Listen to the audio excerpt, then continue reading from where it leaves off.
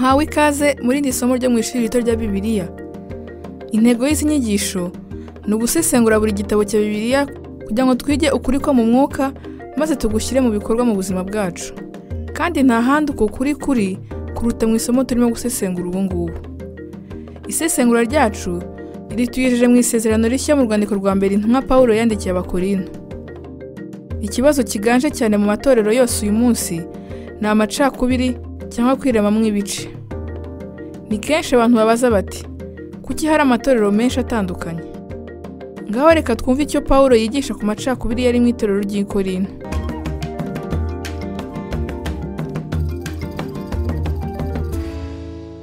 Mu isomo ryacu ry'ubushize ryo mu Bakorinto ba mbere, twize ko uru rwandiko rukubiyemo ibintu byinshi, aho umushumba Pawulo watangiye itorero ryo muri Korinto arimo guhangana n'ibibazo birimo.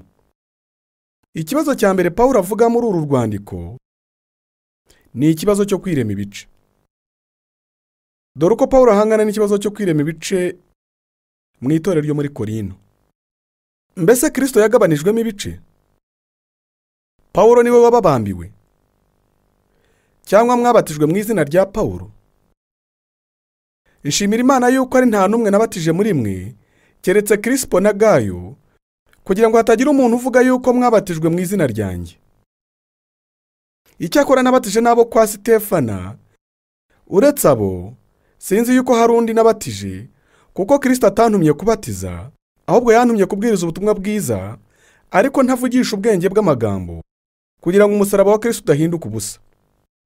Aho ni mu Bakorinto ba mbere igice cya mbere, uhereye ku murongo wa 13 ukajya ku murongo wa 17. Uku niko Pawulo atangira gukemura ikibazo cyo kwirema ibice cyari mu itorero rya mbere ry'i Korinto. Iki cyari ikibazo cya mbere mu bibazo byose byari mu itorero ry'i Korinto. Pawulo yari yaramenyeshejwe iki kibazo n'abantu bo mu itorero ryateraniraga mu nzu ya Kirowe.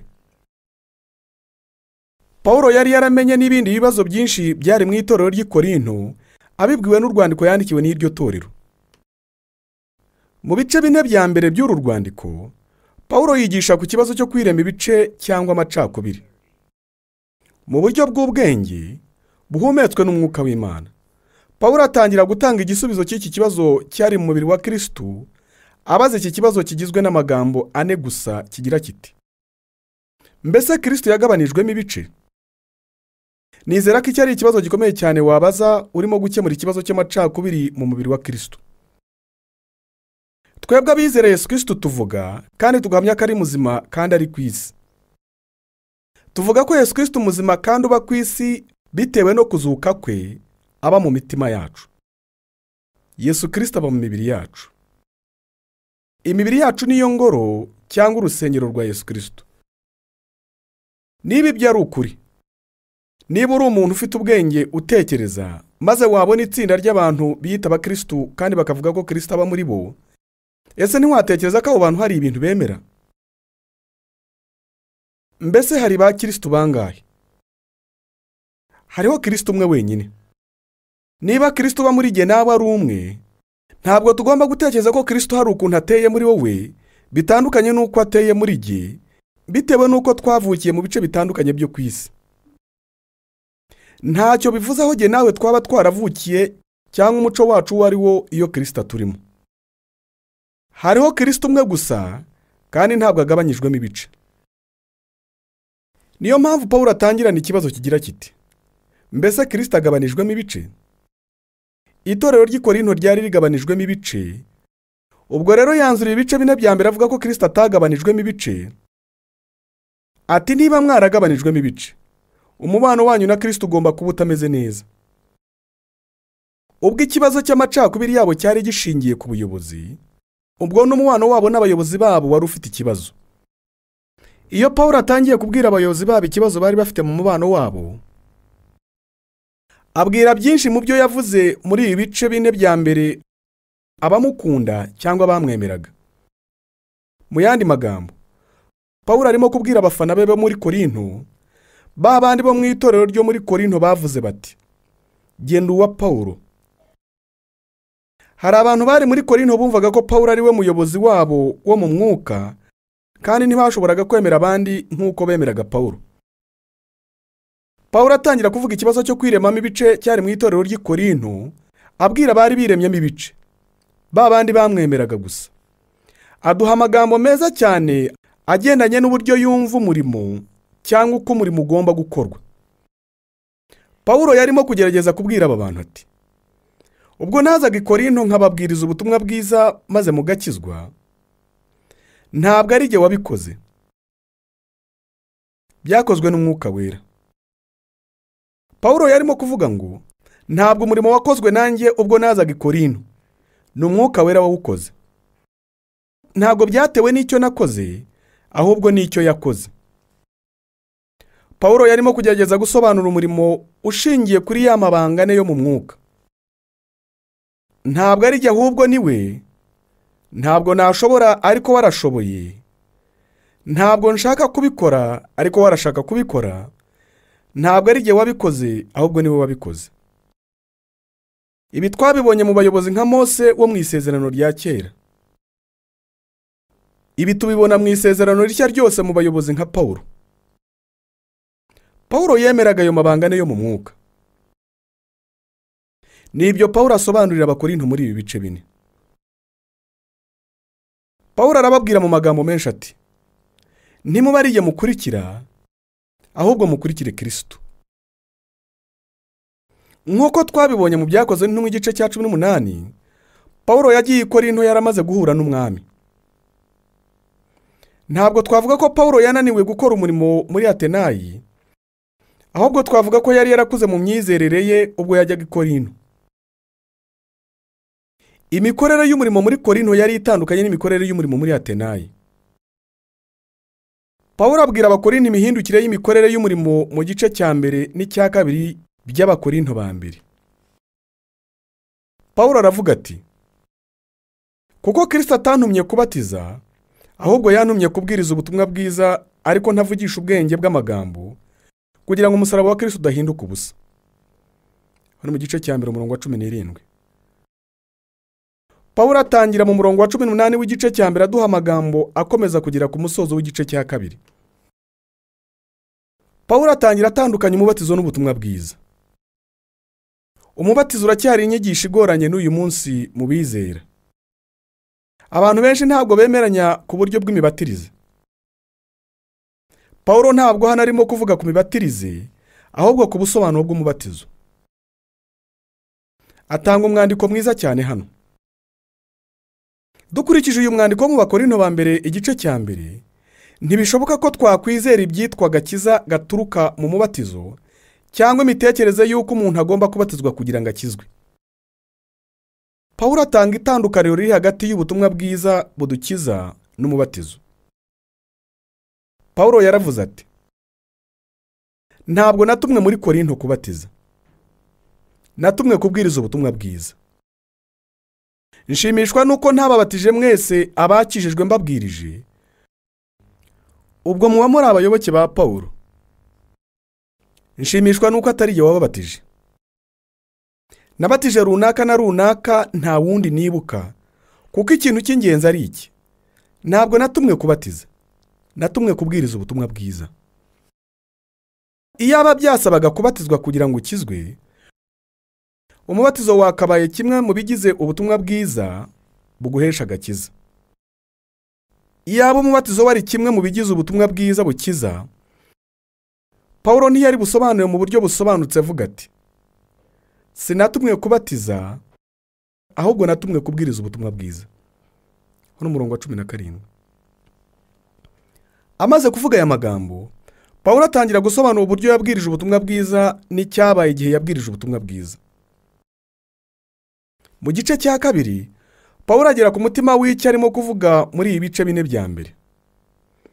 Muri ibi bice bine bya mbere, Pawulo abavuga ku kibazo cy'amacakubiri, ababwira abantu babaga bamuzengurutse. Pawulo abaza ibibazo mu gice cya mbere. Mbese none umunyabwenge ari he? Umwanditsi ari he?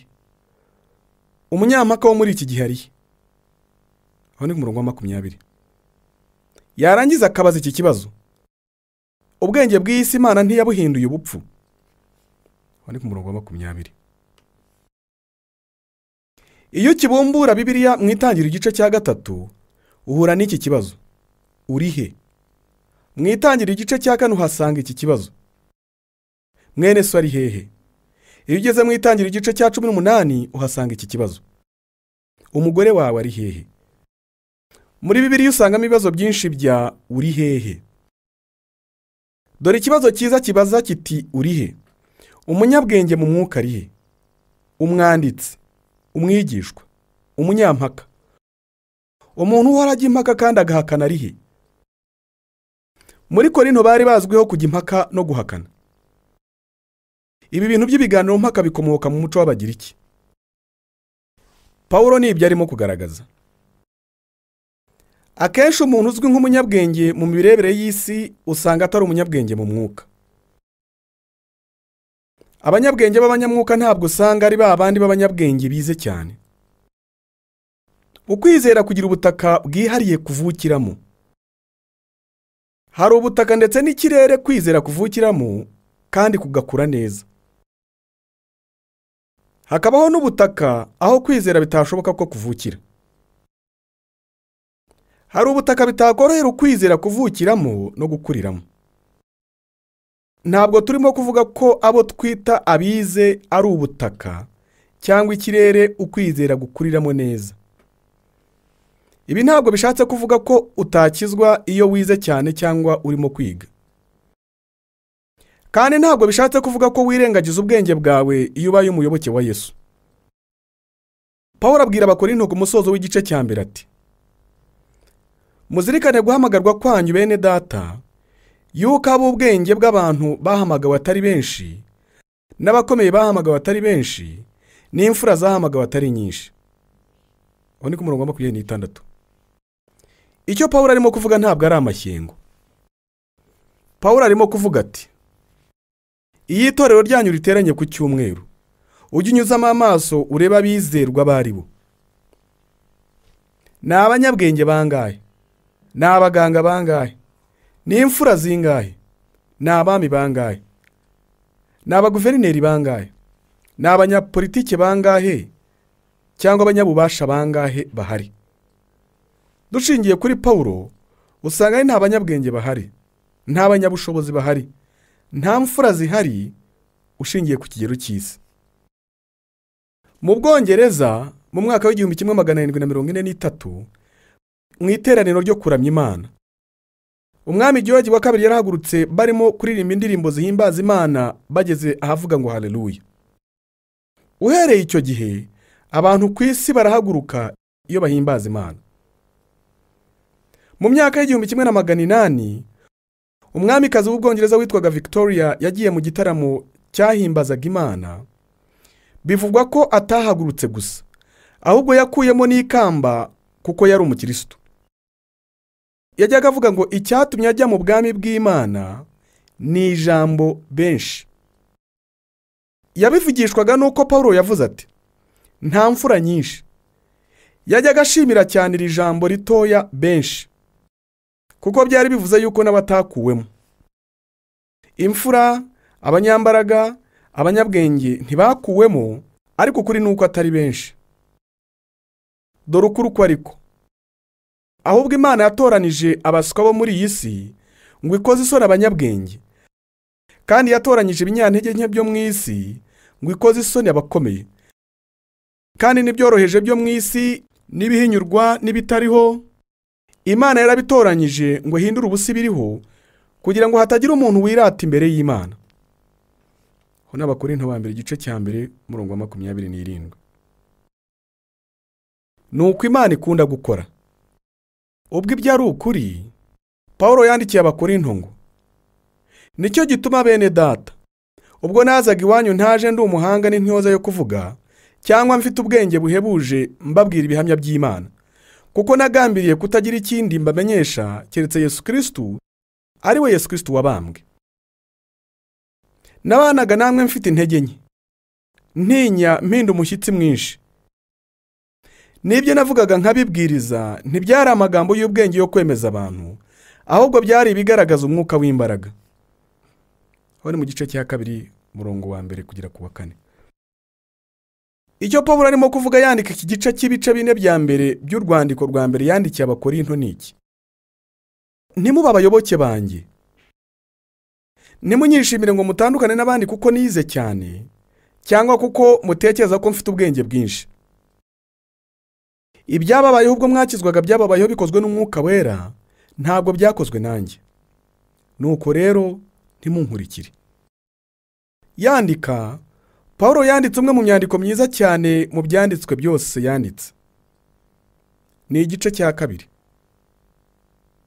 Iki nicyo gituma urwandiko Pawulo yandikiye Abakorinto ari urwandiko rwiza cyane. Niyo mpamvu tugomba gushimira Umwami cyane, kuko itorero ry'i Korinto ryari rifite ibibazo. Bitewe n'uko itorero ry'i Korinto ryari ririmo ikibazo cyo kwiremamo ibice, intumwa Pawulo aduha ijambo ryiza cyane ryerekeranye n'imikorere ye y'umurimo w'Imana n'imbaraga z'umwuka zikora uwo murimo. Kuva mu Bakorinto ba mbere igice cya mbere umurongo wa 8 kugeza ku musozo w'igice cya 2, ni umwe mu myandiko myiza cyane muri Bibiliya yose. Kuko itorero ry'i Korinto ryari rifite ikibazo cyo gushidikanya umuzuko, duhabwa igice gikomeye kivuga kuzuka. Kuko itorero ry'i Korinto ritagiraga urukundo, duhabwa igice gikomeye kivuga urukundo. Igihe cyose uko uzajya utekereza kuri kimwe mu bibazo byari mu itorero ry'i Korinto, ugishimira Imana ko bari bafite impano z'umwuka nyinshi, kuko igihe cyose uko Pawulo avuze kimwe mu bibazo byabo, aduha igisubizo gihumetswe n'umwuka w'Imana cyadufasha gukemura ibibazo byo mu itorero ryacu uyu munsi. Mu Bakorinto ba mbere igice cya 12, Pawulo yanditse umwe mu myandiko myiza cyane ku mpano z'umwuka muri Bibiliya yose. Imana ishimwe ko bari abesikoro bari bafite biriya bibazo byose, kuko bitewe n'uko bari bafite biriya bibazo byose, twahawe ibisubizo byiza bihumetswe n'umwuka wera biturutse mu ikaramu y'intumwa Pawulo. Ndaza kubaganiriza umwandiko w'icyanditswe mwiza cyane muri Bibiliya yose. Uyu mwandiko ni umwe mu yindi myinshi myiza cyane yanditswe n'intumwa Pawulo ijya inama ku byerekeye kwirema bice kwari mu itorero ry'i Korinto. Ntangazwa nuko tuba tutarabonye iyi kado y'urwandiko rwiza rwahumetswe n'Imana, rwanditswe n'intumwa Pawulo, itorero ry'i Korinto ritaza gucikamo ibice. Iki ni icyanditswe cyiza cyane abakristo bose bagomba gufata mu mutwe. Ariko nk'uko byanditswe ngo, iby'ijisho ritigeze kureba, n'iby'ugutwi kutigeze kumva, ibitigeze kwinjira mu mutima w'umuntu, ibyo byose Imana yabiteguriye abayikunda. Ariko Imana yabiduhishurishije umwuka wayo, kuko umwuka arondora byose ndetse n'amayoberane y'Imana. Mbese ninde mu bantu wamenya iby'undi atekereza, keretse umwuka wa wundi umurimo? N'iby'Imana niko biri, nta wabimenya keretse umwuka wayo. Ariko twebweho ntitwahawe ku mwuka w'iyi si, ahubwo twahawe uwo mwuka uva ku Mana, kugira ngo tumenye iby'Imana yaduhereye ubuntu. Ari byo tuvuga, ariko ntitubivugisha amagambo akomoka mu bwenge bw'abantu, ahubwo tubivugisha akomoka ku mwuka, dusohoza iby'umwuka bindi. Ariko umuntu wa kamere ntiyemera umwuka w'Imana, kuko ari ubupfu kuri we, akaba atabasha kubimenya kuko bisobanurwa mu buryo bw'umwuka. Ariko umuntu w'umwuka arondora byose, nyamara ubwe ntawe umurondora. Mbese ninde wigeze kumenya icyo Uwiteka atekereza ngo amwigishe? Nyamara twebwe dufite gutekereza kwa Kristo. Bakorinto ba mbere igice cya 2 uhereye ku murongo wa 11 ukajya kwa 16. Iki ni kimwe mu byanditswe na Pawulo nkunda cyane. Niba ukunda cyane kwiga ibyerekeye kwiga imiterere y'umuntu, ubwo uzi ko icyo Pawulo avuga mu murongo wa 9 n'imirongo ikurikiraho ari iki: twigira mu irembo ry'ijisho kandi twigira mu irembo ry'ugutwi. Iyo urimo kumva umwarimu yigisha nk'iyi nyigisho, wiga binyuze mu irembo ry'ugutwi. Iyo usomye igitabo, wigira mu irembo ry'ijisho. Iyo wigiye muri aya marembo yombi icyarimwe, mu rurimi rw'Icyongereza byitwa audiovisual education. Mu Kinyarwanda twabyita kwiga binyuze mu kumva no kubona. Niyo mpamvu televiziyo ari uburyo bwiza cyane bwo kwigishirizamo. Iyo wumvise ukanabona icyarimwe, wakwiga byinshi kurushaho kuko uba wigira cyangwa ubonera ubumenyi mu marembo abiri, irembo ry'ijisho n'irembo ry'ugutwi. Muri uyu mwandiko Pawulo avugamo irindi rembo, irembo ry'umutima. Iyo avuga irembo ry'umutima aba avuga amarangamutima cyangwa ishingiro ry'ubushake cyangwa amahitamo. Yesu yaravuze ati, iyo umuntu ashaka kugira icyo akora aragikora. Iyo ugiye kwiga ufite umugambi wo gushyira mu bikorwa ibyo wize, gukora ibyo wigishwa nk'umwigishwa, wigira mu irembo ry'umutima cyangwa irembo ry'amarangamutima. Intumwa Pawulo aravuga muri uyu mwandiko ati, iyo wize, ubwo nibwo buryo wigamo. Pawulo yari abizi kandi n'abakorinto bari babizi, ariko icyo Pawulo arimo kuvuga hano ko abakorinto batari bazi ni iki. Iyo wiga ibintu byo mu mwuka, ntabwo hakoreshwa irembo ry'ijisho cyangwa irembo ry'ugutwi cyangwa iry'umutima. Iyo ugiye kwiga ibintu byo mu mwuka, uba ukeneye irindi rembo, uba ukeneye irembo ry'umwuka wera. Iyo udafite irembo ry'umwuka wera, ntabwo wakwiga ibintu byo mu mwuka dushingiye ku byavuzwe na Pawulo. Noneho Pawulo atangira gusobanura umuryango wa muntu. Pawulo avuga ko hariho umuntu w'umwuka. Umuntu w'umwuka yahawe umwuka w'Imana, kandi nyuma yo guhabwa umwuka w'Imana, ahabwa ubushobozi bwo kumenya no gusobanukirwa ibintu by'umwuka. Maze Pawulo atanga runo rugero. Mbese ninde mu bantu wamenya ibyo undi atekereza, keretse umwuka wa wundi umurimo? Aho ni mu gice cya 2 n'umurongo wa 11. Nsobanuye icyo Pawulo arimo kuvuga. Pawulo arimo kuvuga ngo, iyo umushumba cyangwa umwigisha arimo kwigisha, hari ubwo abona abantu bamwicaye imbere ari abanyabwenge cyangwa ari abanyamwuka cyane. Umushumba ashobora gutekereza ko abantu barimo gutekereza icyo arimo kuvuga. Icyakora hari umuntu umwe wenyine ku isi wabuze icyo barimo gutekereza. Uwo ni wo mwuka uba muri abo banyetorero. Umwuka wabo ni we wenyine uzi ibyo batekereza. Umushumba aramutse agize umwuka wabo, yamenya ibitekerezo by'abanyetorero be.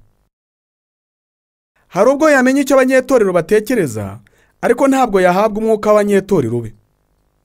Ibyo ntibishoboka. Pawulo akoresha igitekerezo nk'urugero. Arangije aravuga ati, nimutege amatwi. Twahawe umwuka w'Imana, kandi umwuka w'Imana uzi iby'Imana yibwira. Umwuka w'Imana uzi ibitekerezo by'Imana. Kuko twahawe umwuka w'Imana, dufite imitekerereze ya Kristo. Tuzi iby'Imana yibwira. Aho ni mu gice cya 2 umurongo wa 12 kujya ku wa 14. Uko niko Pawulo asobanura umuntu yita ko ari umuntu w'umunyamwuka. Pawulo arangije aravuga ati, hari undi muntu. Mu rurimi rw'Ikigiriki yitwa umuntu utari umunyamwuka, umuntu utari wigera uhabwa umwuka w'Imana.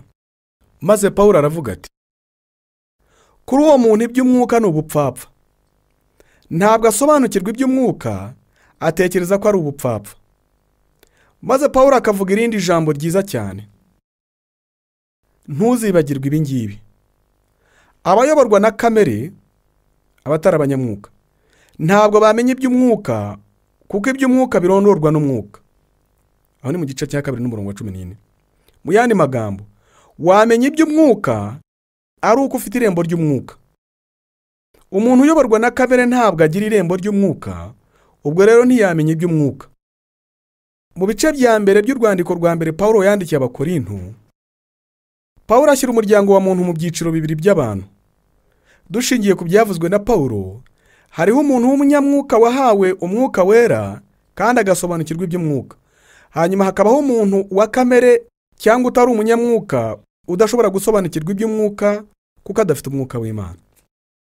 Iyo wigisha ijambo ry'Imana ukaba ushaka kugira ibintu by'umwuka ugeza ku bantu, icya mbere ugomba kumenya nuko iyo abo bantu atari abanyamwuka, ntabwo basobanukirwa ibyo bigisha kuko batabishobora iyo badafite umwuka wera.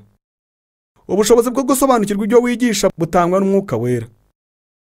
Bagomba kugira iryo rembo ry'umwuka wera, kuko umwuka wera ari we mwigisha iyo ukuri k'umwuka gutanzwe. Pawulo aravuga ati, ariko twebweho ntitwahawe ku mwuka w'iyi si, ahubwo twahawe uwo mwuka uva ku Mana, kugira ngo tumenye iby'Imana yaduhereye ubuntu. Aho ni igice cya 2 umurongo wa 12. Mbese waba uzi ko umwuka wera ari umwigisha? Iyo wumva higishwa ibintu byo mu mwuka, waba uzi ko haba hari umuntu urimo kukubwira ngo yego ibyo bihwanye n'ibyo wumvise ejo, cyangwa bihwanye n'ibyo wasomye ejo muri rwa rwandiko, urwandiko Pawulo yandikiye Abaroma. Cyangwa umwuka wera akakubwira ati ibi byagufasha muri iki cyangwa kiriya kibazo mu buzima bwawe. Uwo aba ari umwuka wera ukwigisha. Dushingiye ku byavuzwe na Pawulo, iyo ufite umwuka wera uba ufite imbaraga n'ubushobozi byo kwigishwa ibintu byo mu mwuka, ariko umwuka wera niwe mwigisha w'umwuka. Nigishije igitabo cy'Abaroma mu ishuri hambere aha, maze ndimo kwigisha numva kubaho k'umwuka wera. Natangiye kwigisha nsenga ngo Imana iduhishurire ibintu by'umwuka biri mu gitabo cy'Abaroma kandi ngo itubere umwigisha. Nizera ko umwuka wera irimo kutwigisha kuko ntari narigeze numva igitabo cy'Abaroma cyigishwa neza nk'uko byagenze iryo joro. Nyuma y'iyo nyigisho y'amasaha 2, hari abantu benshi bari bantegereje bashaka kumvugisha. Umwe muri bo yari umunyeshuri. Kuba yari umunyeshuri muri iyo kaminuza bigaragaza ko yari umuhanga cyane. Yarategereje abandi bose barabanza barangiza kumvugisha. Nawe araza, ariko yasaga n'uwarakaye maze aravuga ati, Revera, ndagira nkubwire ko naguteze amatwi amasaha 2 yose, ariko nta jambo na rimwe wavuze nasobanukiwe. Kuva aho wahereye kugeza aho warangirije, nta jambo na rimwe nasobanukiwe. Ntabwo niyumvisha ukuntu abantu bose bakwicara hano bizihiwe n'ibyo urimo kwigisha, kandi igihe ntigeze nsobanukirwa ibyo wigishije. Yasaga nkaho byamurakaje. Namuvuze mu izina maze ndavuga nti, ngiye kugerageza mbyoroshye kurushaho. Yarambwiye ati, ndagira ngo nkubwire ibyiyumviro byanjye. Ndamusubiza nti, uribuka ko ntangira kwigisha natangiye nsengaga umwuka wera dusobanurira ibi bintu? Wari wigera umusaba kubigukorera? Yarandebye maze aravuga ati, ndi umunyagatulika. Ndamusubiza nti, abanyagatulika nabo barasenga, nabo basaba umwuka wera kubigisha. Mbese wari wigera usaba umwuka wera kukwigisha ibi bintu? Muransengera uwo musore uhereye iki gihe kuko atahakanyaga. Yicaye kumara amasaha 2 maze ababazwa nuko ari nta kintu na kimwe yumvise. Icyabitewe nuko ari nta mwuka wera afite muri we kugira ngo amwigishe. Ndagira ngo nitseho gato maze nkubaze ikibazo. Mbese izi nyigisho zo mu ishuri rito rya Bibiliya urazumva? Cyangwa nawe umeze nka wa musore w'umunyabwenge utarasobanukiwe kuko atagiraga irembo ry'umwuka wera? Niba utari wigera usenga ugasaba Imana ngo igufashe gusobanukirwa ijambo ryayo Bibiliya, bikora ubu ngubu ndetse na buri munsi uko usomye ijambo ry'Imana. Ibyo rero ugomba kumenya ko bigomba kubaho niba dusobanukiwe Abakorinto ba mbere igice cya 2, kuko Pawulo yavuze ko niba badafite umwuka wera, ntacyo bivuze niyo baba bafite PhD. Niyo baba ari abanyabwenge cyane, ntabwo bamenye ibintu byo mu mwuka niba badafite umwuka wera. Iyo bitekerejeho, ubona ko hari ikintu cyiza muri byo. Data yari yarageze mu mwaka wa 3 wa primaire. Yajyaga yicara mu ntebe yo mu cyumba afite Bibiliya n'ikindi gitabo cyamufashaga gusobanukirwa inyigisho yajyaga yigisha ku cyumweru. Yajyaga avuga yicaye muri iyo ntebe ati, "Oh, mbega ukuntu ari byiza. Ni byiza cyane." Tukiri abana twajyaga dutekereza nyuma yo kumva inyigisho ze kumara imyaka myinshi ko hari ikintu kidasanzwe muri iki gitabo cyitwa Bibiliya. Data yari asobanukiwe neza ibyanditswe. Ninde wigishije data ibyanditswe? Ntangira kwiga ijambo ry'Imana mu ishuri rya Bibiliya no mu seminari, yajyaga nsaba ko mwigisha ibintu byose nize kuva aho naviriye mu rugo. Twamaraga umwanya muremure cyane tuganira ku ijambo ry'Imana. Umunsi umwe nza kubona akazi byinshi kundusha. Twajyaga tubumbura igitabo cya Bibiliya runaka, maze narangiza kumubwira ibyo nari nkiziho byose, yarambwiraga ati, "Mbese ntiwabonye ibi? Nibi na biriya?" Namenyaga akazi byinshi cyane kundusha. Umwuka wera niwe wigishije data ijambo ry'Imana. Umwuka wera yigisha buri wese ushaka kumenya ibiri muri Bibiliya. Ibi bituma biba byiza. Iyo biza kuba bishingiye ku bwenge cyangwa amashuri cyangwa ubutunzi, abanyamahirwe gusa nibo baba ari abanyamwuka. Umwuka wera yabikoze ku buryo buri wese yakwiga. Gusobanukirwa ukuri ko mu mwuka bisaba gusaba no gushaka no gukomanga gusa. Usaba wese arahabwa, ushaka wese arabona, kandi ukomanga wese akingurirwa urugi. Muri Luka igice cya 11 umurongo wa 9 kugera ku wa 10, Yesu yaravuze ati: nimusaba, nimushaka kandi nimukomanga, Imana izabaha umwuka wera. Iyo Imana iguhaye umwuka wera, dushingiye ku byavuzwe na Pawulo, ubwo bubonye irembo ry'umwuka kandi wasobanukirwa ibyo mu mwuka. Abatari abanyamwuka ntabwo basobanukirwa ubuzima bwawe, ariko wowe wasobanukirwa iby'umwuka. Ugomba gufata mu mutwe uyu mwandiko Pawulo yanditse mu Bakorinto ba mbere igice cya 2 uhereye ku murongo wa 9 kujya ku murongo wa 16. Urimo ibyanditswe byiza cyane. Pawulo aduha inyigisho nziza cyane kuko itorero ryari ricitsemo ibice. Batandukanyaga abayobozi babo. Pawulo yabwiraga abo mu itorero ry'i Korinto bamukurikiraga nk'umuyobozi wabo. Pawulo yarimo kubabwira ati: mwe kunkurikira nkaho hari icyo ndicyo, ntacyo ndicyo. Pawulo amaze gukizwa yigije iruhande gakondo ye y'Ubuyuda. Yahinduye izina rye ry'Ubuyuda Sawuli risobanuye ukomeye, maze atangira kwitwa izina rye ry'Ikiroma Pawulo risobanuye umutoya. Ntawe ndiwe, ndi igikoresho cy'Imana gusa, umukozi wakoreshejwe n'umwuka wera mu buzima bwanyu. Nuko rero nimukurikira umwami, mwe kunkurikira. Iyo yanditse igice cya 3 aduha ubundi bwoko bw'abantu. Pawulo yatubwiye umunyamwuka n'umuntu utari umunyamwuka. None haravuga ati: bene data, sinabashije kuvugana namwe nk'uvugana n'abo mwuka, ahubwo navuganye namwe nk'uvugana n'aba kamere cyangwa abana b'impinja bo muri Kristo. Hone igice cya 3 n'umurongo wa 1. Mu gice cya 3 Pawulo arandika ati: ubu nabita iki? Bikomerera Pawulo kumenya icyo yakwita abo Bakorinto b'abesikoro.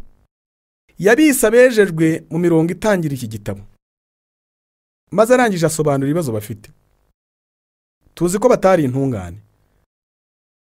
Hano Pawulo asa n'uvuga ati: waba umunyamwuka cyangwa ntuba umunyamwuka?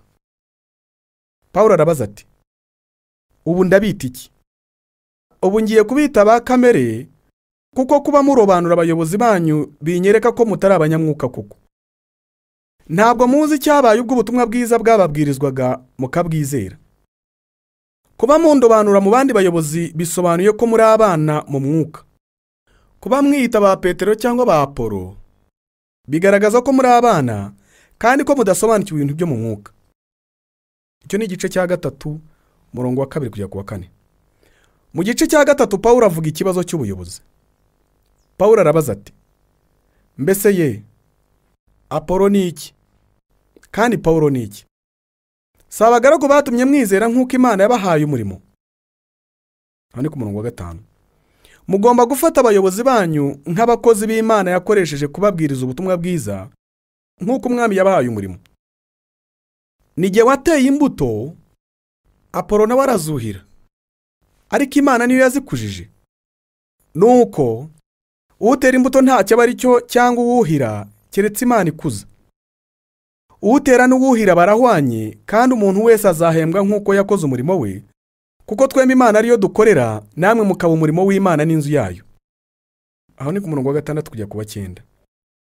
Yaravuze ati: Apolo na Petero nanjye twakoranaga n'Imana ubwo mwizeraga, kandi niba mushaka kumenya uko mwadufata, mudutekereze ko turi abagaragu. Dore uko bimeze: jye nateye imbuto, Apolo nawe aruhira, ariko ninde wazikujije? Imana niyo yazikujije.